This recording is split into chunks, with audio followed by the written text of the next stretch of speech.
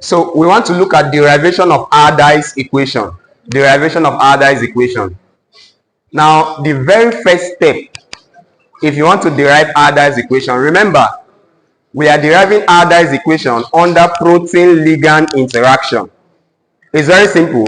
The first thing you do is to write this. Protein plus the ligand, or the ligand, anyhow you pronounce it. If the ligand binds to the protein, please we use A to represent the ligand. If this molecule binds to P, what are we going to have? Don't write, or I'll give you time to write. If A binds to P, what are we going to have? PA, right?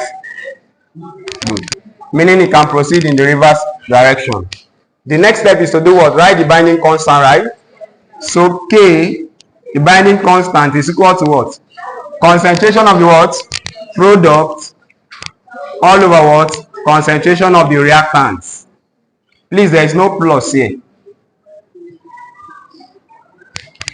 Let's call this equation 2. The next step, we said you should consider what? Fractional what? Fractional saturation.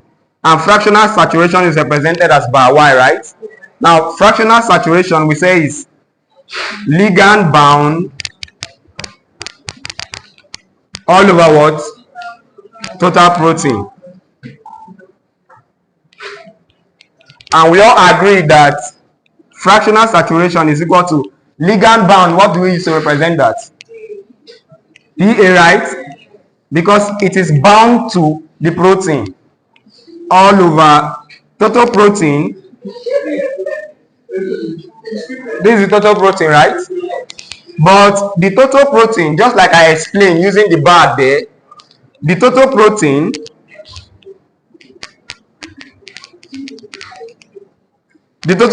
is equal to protein that is free plus protein that is what? Bound. Do we all understand to this place now? Alright, the next step now, which is the simplest step, is to make P the subject. Let's call this equation 3. From here, from equation 2, let's make P the subject of the formula. So make P the subject in equation 2. So this is equation 2, right?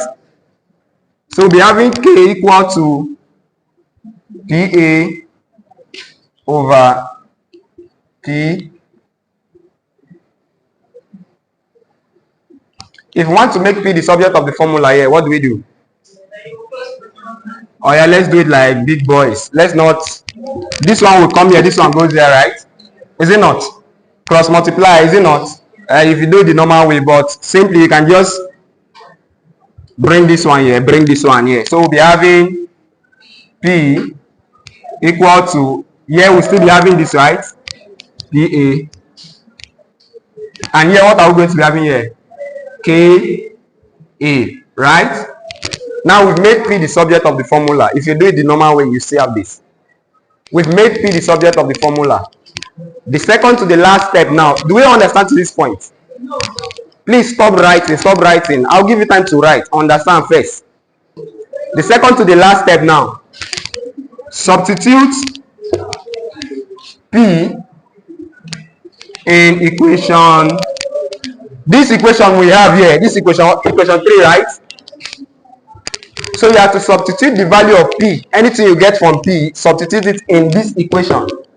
So listen up, I'm going to write this equation again. But anywhere I see P, what am I going to put? I'll put this one stuff here, right? Anywhere I see P, I put this. So here I'll be having PA. Should I write this? Please, the P we are talking about is when it is alone. So here I'll still write PA all over. Instead of P, what do I put? The whole of this, right? So I'll be putting PA over KA.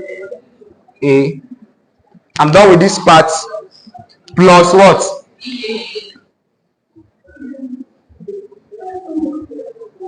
Alright. Now the very last step now, if we simplify this, we've gotten our ALDAIR'S equation. If we simplify this, we've gotten our ALDAIR'S equation. So the last step is to simplify this. Now, how do we do that? You agree with me? Let's take only the denominator. You must not do this. You can solve it alone. You can solve them together. But if taking only the denominator, we'll be having, let me bring it up.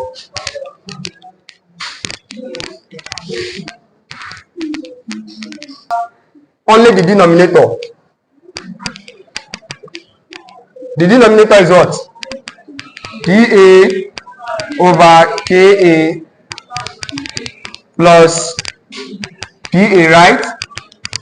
You agree with me that this is the same thing as over 1, right? Yeah. If I want to make it single equation, what is the LCM? KA. KA, this divided by this. 1 times this. Plus this divided by this. Times this. So we'll be having KA PA. Good. All right, so we've gotten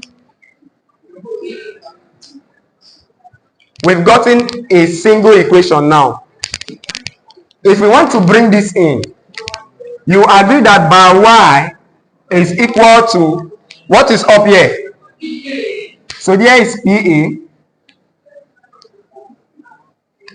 over, but we still have two things here. What if I don't want to divide, I want to multiply? What do I do? If I want to multiply, I do what? I'll take the inverse, right? Do you understand that one? Yeah. Mathematics, those of you that you are running from mathematics class that year, it's back now. If I want to, normally I was supposed to do divide by, then I put this whole stuff like this, is it not? But now me, I don't want to divide, I want to multiply. So as I want to multiply, what do? I'll take the inverse, right? So here will be what? KA over what? Everything here. PA plus K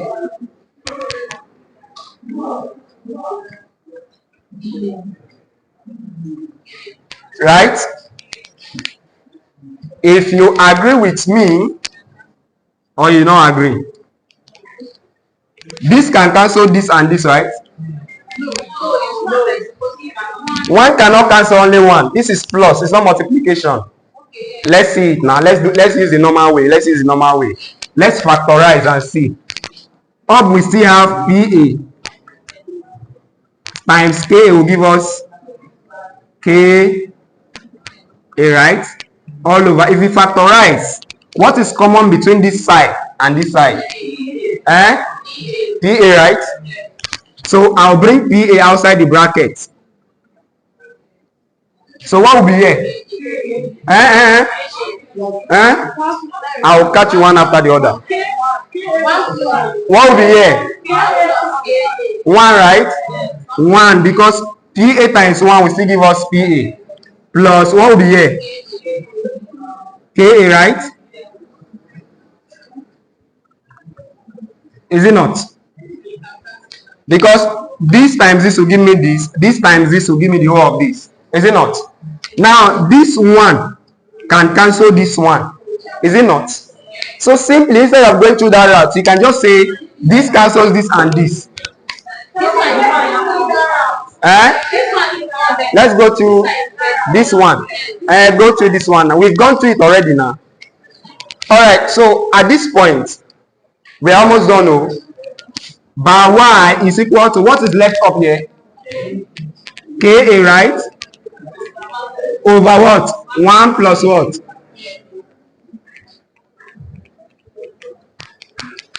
Now, the last thing now. Can I please? I said what? Okay, let me write it here. Now, if the protein has multiple binding sites,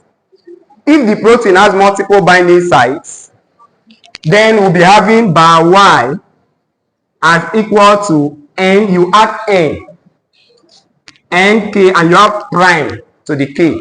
So nk prime a all over 1 plus what?